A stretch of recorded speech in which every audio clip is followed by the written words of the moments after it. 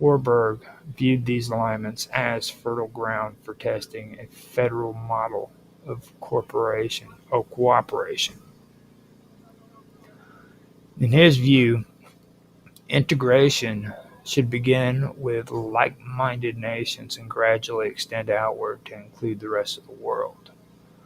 To achieve this, Warburg supported enhanced political coordination among Western nations, including the idea of a shared legislature and eventually a political union similar to what the European Union would later become.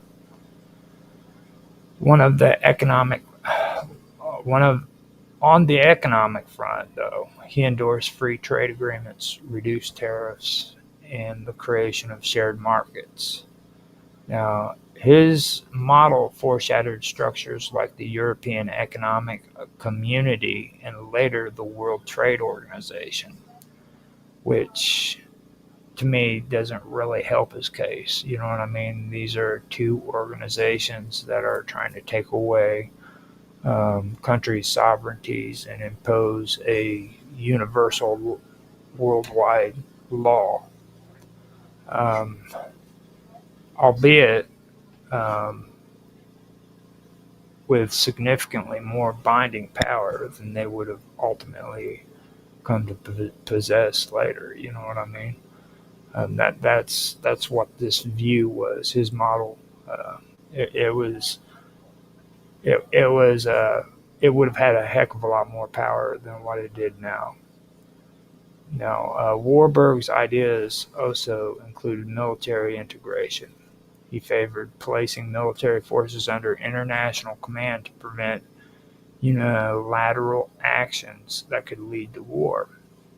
He supported the idea of a single defense policy among Western nations, reducing duplication and ensuring that no single state could act aggressively without collective approval. This vision went far beyond the practical limits of NATO at the time, as it would have required nations to hand over a large degree of strategic autonomy.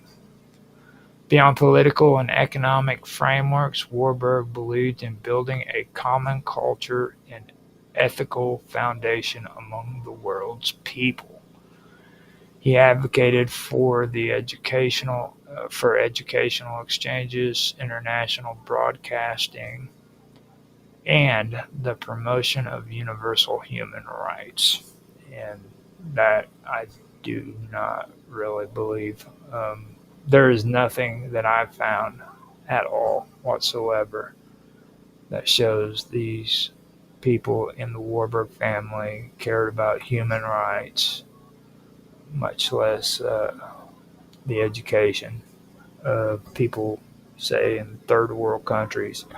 I actually, a while back, went and checked out what the illiteracy rate is supposed to be on a global scale, and I was pretty amazed. Like, if you look at it from back in the 1900s until now, it is bigger in numbers, and it does show that more people are capable of reading and stuff, but percentage-wise, it's not really any better. I mean, it's, these people that are from these third world countries aren't being educated. They're just being used as work machines in industrial companies, industrial work sites and stuff. So they're being shifted from being indigenous to being uneducated poor people, basically. That's what I've actually found about it. So he envisioned a global citizenship program and a strengthened sense of common identity to replace nationalist ideologies, which he believed were root causes of division and conflict. Now, Warburg's ideas were not universally embraced, and they often attracted opposition from both the political left and right. Critics on the right feared the loss of national sovereignty and the rise of an unaccountable global bureaucracy. Some on the left were wary of the dominance of Western capitalist powers in shaping the rules of such a system. Moreover, his aristocratic background and banking ties often fueled suspicion, especially during periods of heightened concerns about financial elites influencing political processes. Nonetheless, Warburg's vision found some practical traction in the post-war world. The creation of the United Nations, although far more limited in power than what he envisioned, was a step in the direction of international governance. The Bretton Woods system which established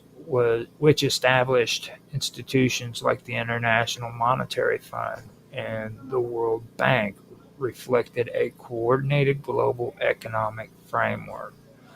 So Bretton Woods system is the beginning of what would eventually be their attempt at creating a global economic framework.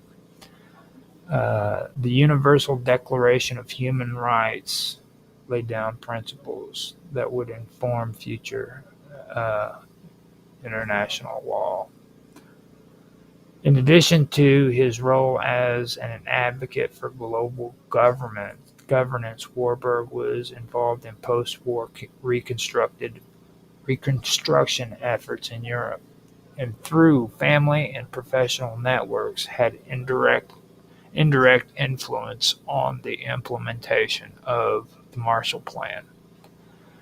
The Warburg family's financial and advisory roles in pre-war and post-war Europe, including connections to German and key banking institutions, gave them considerable insight and leverage in economic planning. While the family profited from international finance, their public activities also aligned with efforts to stabilize Europe and prevent future conflicts. Specific profit figures from their activities are not public, but the Warburg banking legacy continued to play a substantial role in the transatlantic finance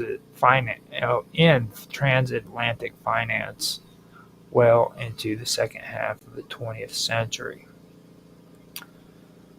The broader context of Warburg's proposal must also be seen against the backdrop of Cold War tensions. The threat of nuclear war, ideological conflict between East and West, and the rapid pace of technological development made the idea of a unified approach to global governance seem both necessary and urgent to some thinkers of the time. While Warburg's world federalism never materialized in its full form, many of its underlying concepts continue to influence international relationships, treaty organizations, and efforts at multilateral diplomacy today. Warburg's ideas also must be placed in the context of changing international norms. His advocacy was not isolated. It echoed the works of other world federalists and statesmen who believed that global cooperation was the only safeguard against annihilation. The devastation of two world wars, combined with the advent of nuclear weapons, deeply influenced intellectuals and policymakers alike to rethink the structure of international order. Now, I can agree with some of that to an extent, but I would also guess that Warburg was in the process of trying to figure out how to make a profit off of this stuff, because him and his entire family were warmongers who profited off of war. That's how they made their money. And as soon as I get through this part, you'll start about James Warburg. You'll start seeing where I'm coming from with this. I'll go even deeper into all of this so that you guys can understand what I'm talking about. Now, Warburg was one of many who believed that world peace was not only a dream, but it was a necessity. That's according to what the narrative states about James Warburg. They make it out like he was just a peace activist and he wanted peace and that was all he wanted. But a lot of what's being said doesn't really match up. Now, like I said, while James Warburg was not a lone voice in the push for global governance, his prominence, his resources, and connections lent his views greater influence. He was a member of the Council on Foreign Relations and had ties to key figures in the U.S. State Department and economic advisory circles. His proposals influenced discussions among world federalist organizations and in policy think tanks, although they never became official U.S. policy. Still, Warburg's testimony and writing served to popularize a framework for thinking about how peace might be institutionalized beyond the fragile confines of diplomatic agreements. One area in which his vision indirectly saw implementation through regional integration projects was through regional integration projects. The European Coal and Steel Community, founded in the early 1950s, later expanded into the European Economic Community and eventually the European Union. So now we have the emergence of the European Union.